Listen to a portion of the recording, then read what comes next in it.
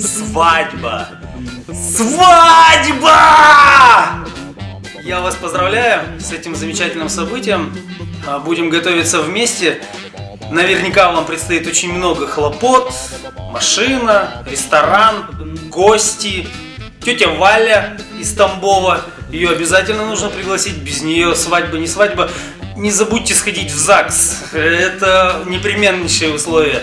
Ну и, конечно же, сценарий и ведущий. Обо всем об этом понемножечку и начнем, в общем-то, с ведущего. Один умный человек сказал: бывает 3 вида тамады.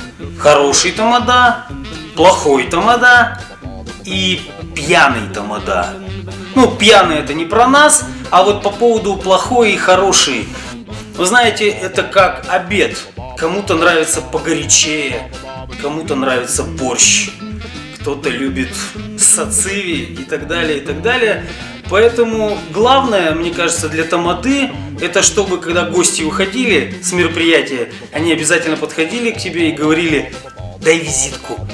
И вот тогда они точно вернутся к тебе и даже, может быть, перенесут свое мероприятие, если ты занят в этот день. Каким вы хотите видеть ведущего на своей свадьбе?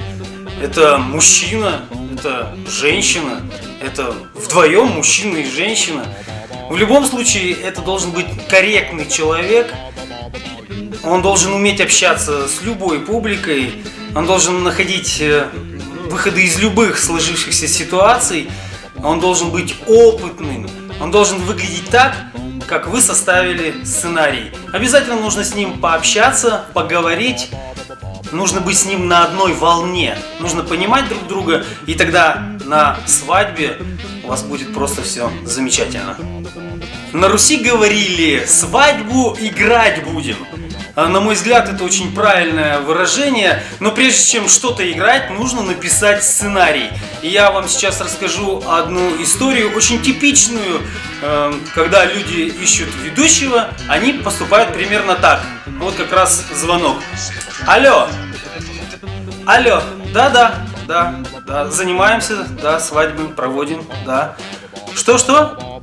Просит рассказать сценарий. Расскажите сценарий? Вы знаете, как можно рассказать сценарий в 2 словах? Как минимум нужно встретиться для этого.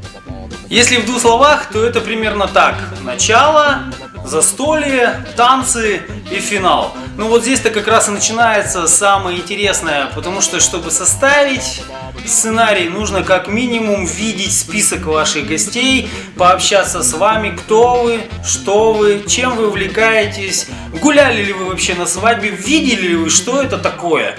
Хотя наверняка каждый хоть раз доучаствовал на таком замечательном мероприятии.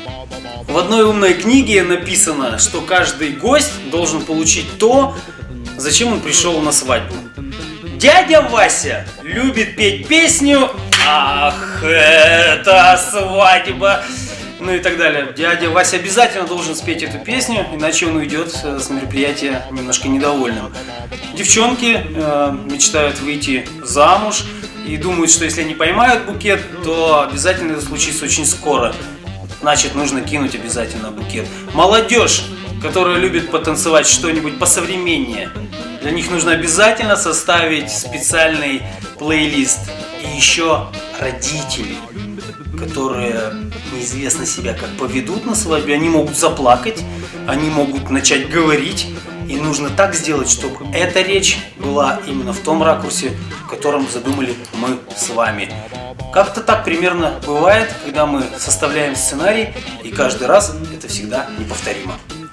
Посмотрите на список своих гостей, вспомните свой опыт, подумайте, как бы вы хотели видеть свое мероприятие, свое торжество.